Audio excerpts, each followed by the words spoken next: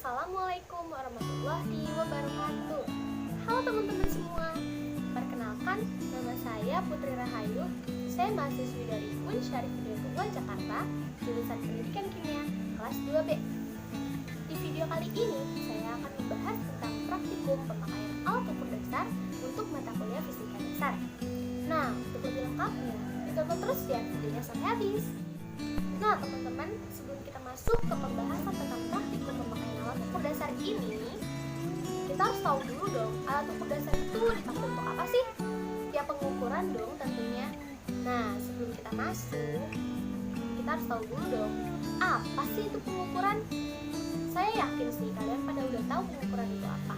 Karena dari SMP, SMA, bahkan perguruan tinggi pun, untuk mempelajari fisika, kita harus mengetahui dulu apa itu pengukuran. Nah, pengukuran itu didefinisikan sebagai menentukan besaran atau membandingkan besaran dengan suatu standar atau satuan ukur tertentu. Balik lagi nih ke besaran. Apa sih itu besaran? Nah, besaran itu adalah segala sesuatu yang dapat diukur dan dinyatakan dengan angka. Contohnya kayak apa sih?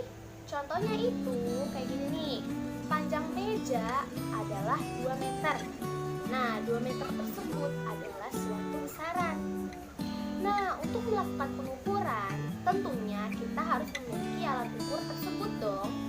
Mulai dari yang sederhana dengan ketelitian yang rendah sampai ketelitian yang tinggi. Mengukur itu adalah hal yang selalu dilakukan oleh fisikawan. Namun, angka kesalahan tidak dapat dihindari. Hal ini bisa disebut dengan ketidakpastian. Ketidakpastian dalam pengukuran itu bisa terjadi karena kesalahan dalam pengukuran. Kesalahan pengukuran ini bisa disebabkan oleh dua hal, yaitu oleh alat ukur itu sendiri atau oleh pembacanya. Oleh karena itu, kita tidak bisa melakukan pengukuran hanya dengan sekali atau 2 kali. Pasti dilakukan berulang-ulang kali. Karena ketidakpastian itu ditandai dengan nilai yang selalu berubah-ubah. Yuk kita bahas tentang praktikum pemakaian alat ukur dasar ini. Kita akan membahas yang pertama, tujuan praktikum kali ini. Yang kedua, alat dan bahan apa aja yang kita perlukan dalam praktikum kali ini. Yang ketiga, langkah kerja. Yang keempat, variabel. Dan yang kelima, hipotesis. Tujuan dilakukannya praktikum kali ini, yang pertama, agar kita dapat menggunakan alat ukur dasar tersebut dengan benar dan sesuai dengan standar. Yang kedua, agar kita dapat mengetahui prinsip kerja dari masing-masing alat ukur tersebut. Yang ketiga, agar kita dapat mengukur benda dengan alat yang sesuai. Dan yang keempat, agar kita dapat menentukan ketelitian dan batas ukur dari masing-masing alat tersebut. Alat yang akan kita gunakan dalam praktikum kali ini yaitu ada mikrometer skrup, jangka sorong, nerancang patungan, multimeter digital, resistor, kabel penghubung, power supply, stopwatch analog, start, gas, dan stabil. Bahan yang kita perlukan untuk praktikum kali ini yaitu ada perangkat beban dengan berat 50 gram sebanyak 2, lalu uang logam Rp1.000 sebanyak 5, uang logam Rp500 sebanyak 5, dan tutup botol air mineral 350 ml sebanyak 1. Sekarang saya akan menjelaskan tentang langkah-langkah percobaan pada praktikum kali ini. Praktikum kali ini memiliki 7 kali percobaan, yaitu percobaan pertama, pengukuran dengan mikrometer skrup. Nah, ini adalah gambar dari mikrometer skrup. Langkah pertama yang dilakukan yaitu melakukan pengenolan. Nah, sebelum melakukan pengenolan, alangkah baiknya kita tahu dulu dong bagian-bagian dari mikrometer skrup ini. Nah, yang ini adalah anvil. Anvil merupakan poros tetap. Nah, yang ini adalah spindle. Spindle merupakan poros gerak. Ini adalah sleeve yang menunjukkan skala utama. Ini thimble yang menunjukkan skala non-slip. Dan ini ratchet. Ratchet ini berfungsi sebagai skrup penggerak. Nah, untuk melakukan pengenolan, yang pertama, putar batang tipe sampai ansil dan spindle saling bersentuhan. Kemudian, putar ratchet sampai berbunyi tik. Mikrometer sudah terkalibrasi jika titik 0 timbul sudah lurus dengan garis outer sleeve. Langkah kedua, tentukan NST dan skala maksimum. Nah, seperti yang sudah saya jabarkan di sini, cara menentukan NST dari mikrometer skrup. Nah, di sini saya menggunakan permisalan. Maka NST yang saya dapat yaitu 0,01 mm. Ketelitiannya yaitu setengah dari NST. Nah, skala maksimum dari mikrometer skrup adalah 25 mm. Kemudian langkah ketiga, ukur diameter dan ketebalan uang logam Rp500 dan ulangi sebanyak 5 kali pengulangan. Kemudian langkah keempat yaitu catat hasil pengamatan. Percobaan 2, pengukuran dengan jangka sorong. Nah, ini merupakan gambar dari jangka sorong. Langkah pertama yang harus kita lakukan yaitu melakukan pengenolan. Seperti biasa, sebelum melakukan pengenolan, saya akan menjelaskan bagian-bagian dari jangka sorong. Nomor 1 yaitu rahang dalam, nomor 2 rahang luar, nomor 3 distub, nomor 4 skala utama, nomor 5 skala utama juga tapi dalam inci, nomor 6 skala nonius dalam milimeter, dan nomor 7 skala nonius dalam inci. Nah, rahang luar dan rahang dalam ini memiliki poros tetap dan poros gerak. Nah, untuk melakukan pengenolan yang pertama, kita putar skrup pengunci untuk mengendurkan rahang geser. Skrup pengunci ini sebenarnya terletak di dekat rahang geser di rahang luar. Nah, kemudian dorong rahang geser hingga menyentuh rahang tetap. Apabila rahang geser berada pada posisi 0 pada skala utama dan skala nonius, serta berhimpit pada garis lurus, maka jangka sorong sudah berhasil terkalibrasi. Langkah kedua, yaitu menentukan NST dan skala maksimum dari jangka sorong. Cara menentukan NST jangka sorong seperti yang sudah saya jabarkan di sini.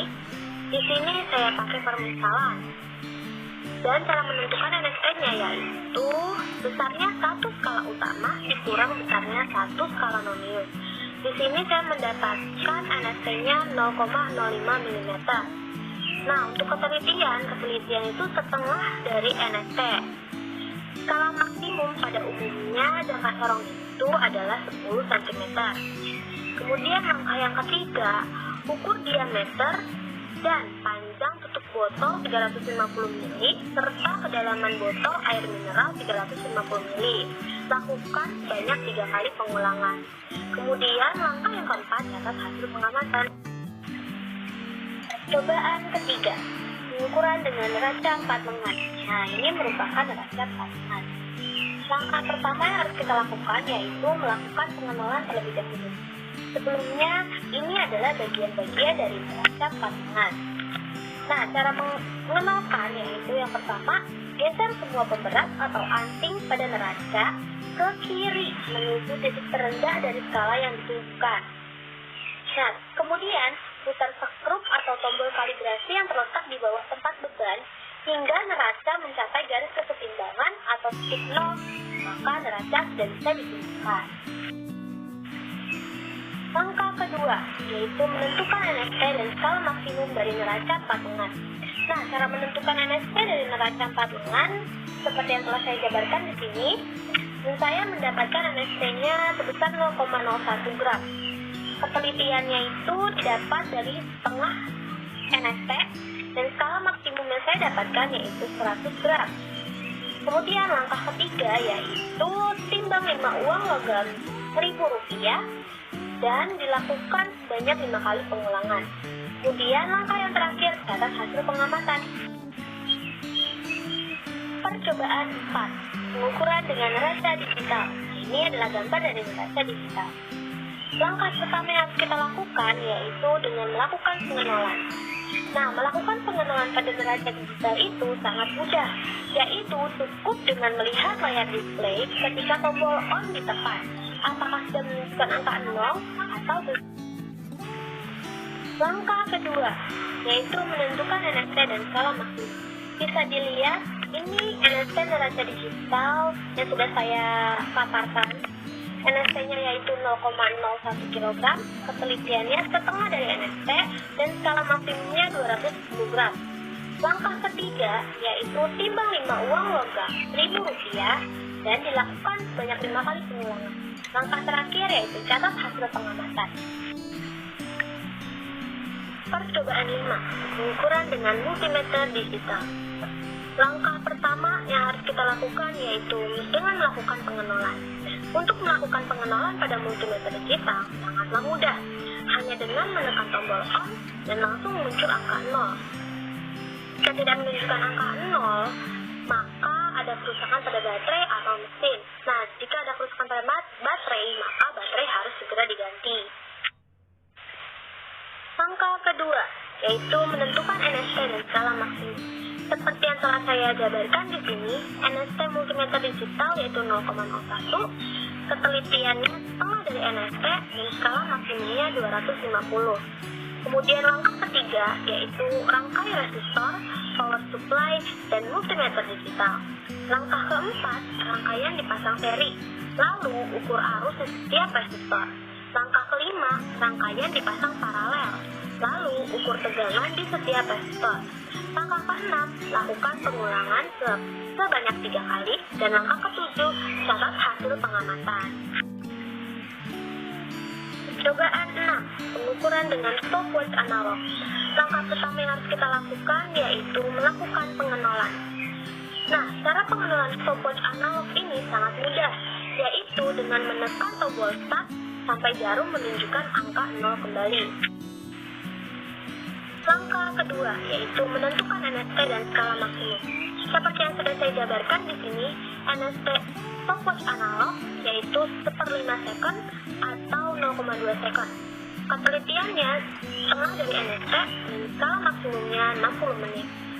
Kemudian langkah ketiga yaitu gantungkan pegas dan beban 100 gram pada statif. Langkah keempat, tarik pegas sejauh 5 cm dari titik awal. Langkah kelima, hitung berapa banyak waktu yang diperlukan pegas dalam melakukan 3 getaran. Langkah keenam, lakukan pengukuran sebanyak 5 kali pengurangan. Dan langkah ketujuh, catat hasil pengamatan. Percobaan 7, pengukuran dengan mistar. Langkah pertama yang kita lakukan yaitu melakukan pengenolan. Nah, seperti yang udah kalian tahu, cukup dengan melihat skala utama di angka 0 untuk melakukan pengenolan pada mistar. Langkah kedua yaitu menentukan NST dan skala maksimum. Seperti yang sudah saya jabarkan, ini adalah NST dari mistar, yaitu 1 mm atau 0,1 cm. Ketelitiannya yaitu setengah dari NST. Skala maksimumnya yaitu 1 meter, atau mistar yang sering kita gunakan itu 30 cm. Langkah ketiga yaitu mengukur diameter uang logam Rp500 dan ulangi sebanyak 5 kali pengulangan. Langkah keempat yaitu catat hasil pengamatan. Nah, selanjutnya saya akan menjelaskan tentang variabel apa aja sih yang ada di dalam praktikum kali ini. Nah, variabel itu terbagi menjadi 3. Ada variabel bebas, variabel kontrol, dan variabel terikat. Variabel bebas adalah variabel yang mempunyai pengaruh atau menjadi penyebab terjadinya perubahan pada variabel lain. Variabel terkontrol adalah variabel yang dibatasi dan dikendalikan pengaruhnya, sehingga tidak berpengaruh pada objek yang diteliti. Variabel terikat adalah variabel yang keberadaannya menjadi suatu akibat dikarenakan adanya variabel bebas. Nah, apa aja sih variabel yang ada di dalam praktikum kali ini? Yuk kita bahas. Pada percobaan pertama, pengukuran dengan mikrometer cukup, variabel bebasnya yaitu uang Rp500, variabel kontrolnya mikrometer cukup, dan variabel terikatnya hasil pengukuran. Percobaan kedua, pengukuran dengan jangka sorong. Variabel bebasnya yaitu tutup botol, variabel kontrolnya jangka sorong, dan variabel terikatnya pengukuran. Percobaan ketiga, pengukuran dengan neraca patungan. Variabel bebasnya uang Rp1.000, variabel kontrolnya neraca patungan, dan variabel terikatnya pengukuran. Percobaan keempat, pengukuran dengan neraca digital. Variabel bebasnya uang Rp1.000, variabel kontrolnya neraca digital, dan variabel terikatnya pengukuran. Percobaan kelima, pengukuran dengan multimeter digital. Variabel bebasnya yaitu rangkaian yang dirangkai seri ataupun paralel, serta resistor. Variabel kontrolnya yaitu multimeter digitalnya, variabel terikatnya yaitu pengukuran. Percobaan keenam, pengukuran dengan stopwatch analog. Variabel bebasnya yaitu beban dan tarikan tegas, variabel kontrolnya stopwatch analognya, dan variabel terikatnya yaitu hasil pengukuran. Percobaan ketujuh, yaitu pengukuran dengan mistar. Variabel bebasnya uang Rp500, variabel kontrolnya mistar, dan variabel terikatnya hasil pengukuran. Hipotesis dari saya yaitu pada pengukuran panjang, mikrometer sekrup lebih teliti dibandingkan jangka sorong dan mistar. Kemudian dalam pengukuran massa, neraca digital lebih teliti dibanding neraca patungan. Dan dalam pengukuran waktu, stopwatch digital lebih teliti dibandingkan stopwatch analog. Sekian video praktikum pemakaian alat ukur dasar dari saya. Semoga bermanfaat, dan jika ada salah-salah kata mohon dimaafkan. Wassalamualaikum warahmatullahi wabarakatuh.